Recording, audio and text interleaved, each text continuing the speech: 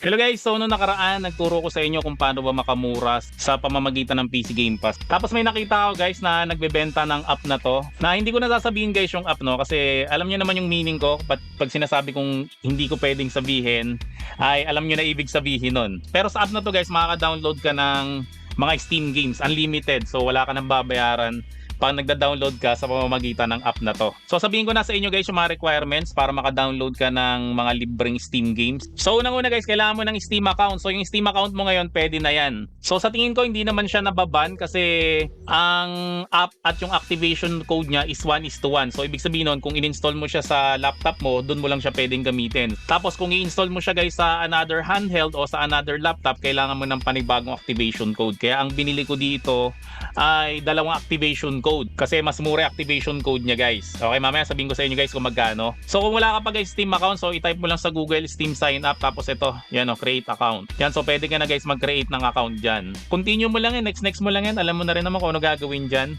Tapos bukod sa Steam account guys, kailangan mo ng Windows OS. Pwede sa laptop, pwede sa desktop, pwede sa PC gaming handheld, pero hindi siya pwede guys sa Steam OS. Again guys, hindi siya pwede sa Steam OS. Pwede lang siya sa Windows OS. So pwede siya sa ROG Ally X, pwede siya sa MSI Claw, pwede siya guys sa Lenovo Legion Go. Basta guys, Windows OS yan, pwede mo tong gamitin. Pangatlo guys, syempre kailangan mo yung secret app na hindi ko sasabihin dito kasi alam niyo na kung bakit.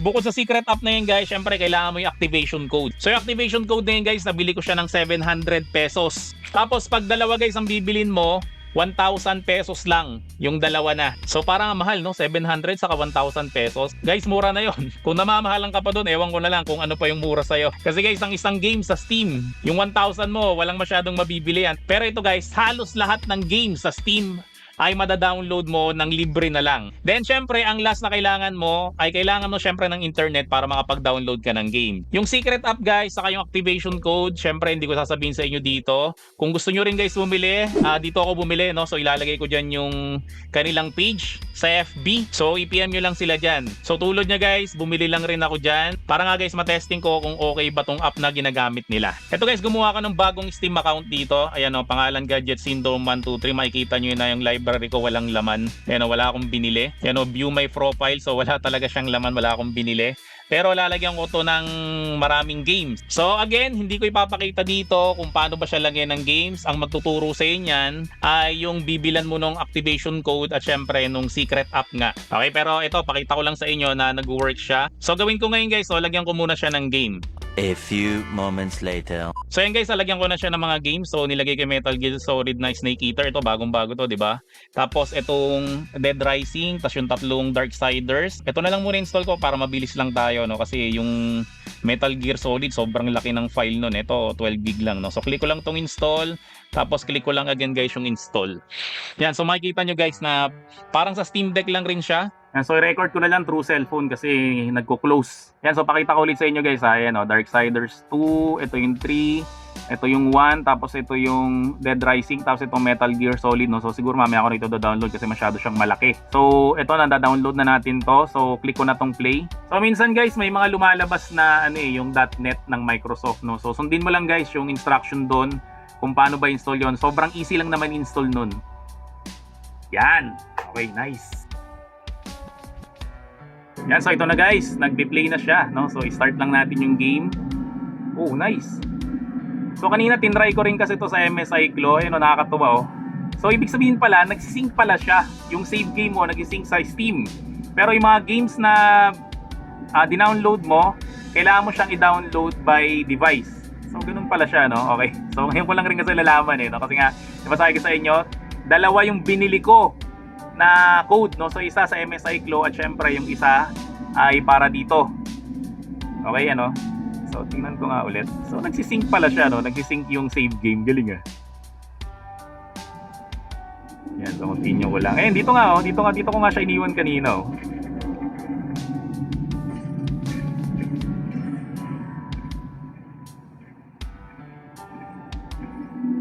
Shift, Alt, Shift. Okay. Okay. So ang hirap ng walang controller. Yan, pero nakita nyo guys, oh, gumagana siya oh. O, di ba na-download natin yung Darksiders.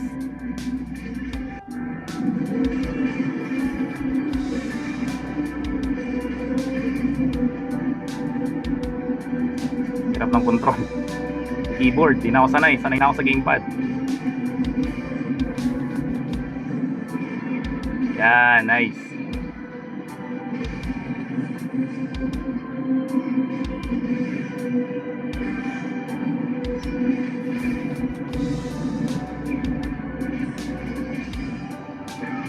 Okay.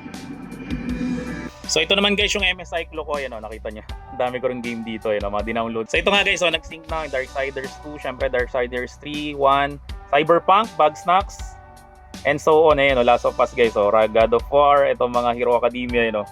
Ito nyo, ang dami ko nang na-install na ang libre lang sa Steam. Sample, itong Bugsnax. Ito para mabilis lang mag-load.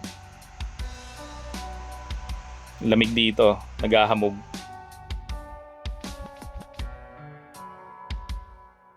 Ayan guys, oh, nakita nyo, working siya. Ang pasensya na mahamog dito. So again guys, ito hindi ko to binili sa Steam, okay? So kasama to guys na dinownload ko dun sa secret app.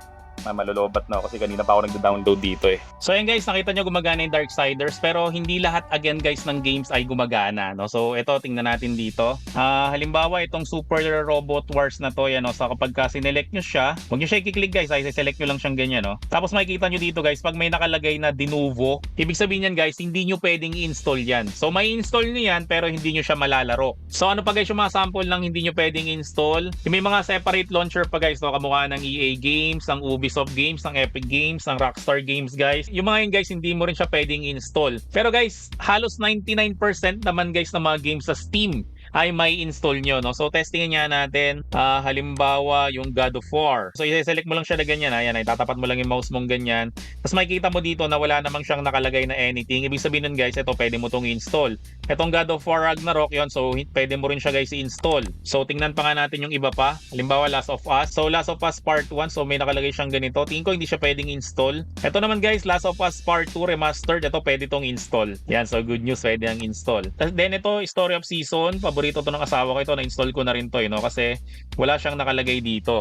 So na-install ko na yan guys sa MSI Clo ko at nilalaro yan ng asawa ko. Halos lahat naman guys nang nandito may install nyo. Pero make sure lang guys na bago nyo nga siya install at di kayo maabala sa pagda-download, ay check nyo muna lagi guys, no? So kung may mga ganito, yan, so wag nyo siya guys again i-install. So itong Assassin's Creed Syndicate, ayan, no?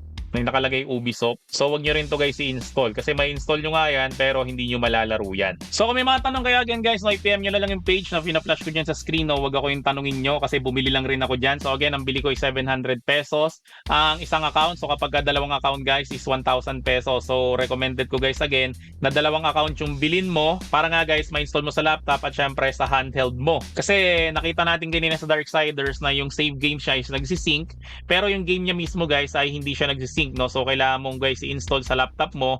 Then kung maglalagay ka rin guys sa PC gaming handle mo, kailangan mo guys ng another installation. So ganun talaga guys, ganun talaga yan, no? So meron talagang mga cons kapag gusto niyo ng mga ganitong klase ng mga game. So kung gusto niyo ng walang abala talaga, lahat talaga nag-sync, syempre bumili kayo ng legit talaga na games sa Steam mismo.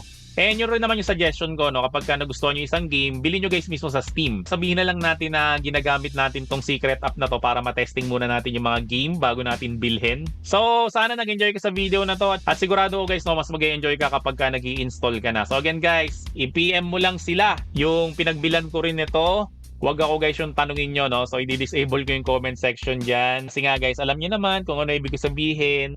Ginawa ko lang to guys again for content at para nga doon sa mga nagtitipid. Okay, so yun lang. Maraming salamat ulit sa inyong lahat. Hanggang sa muli. Paalam!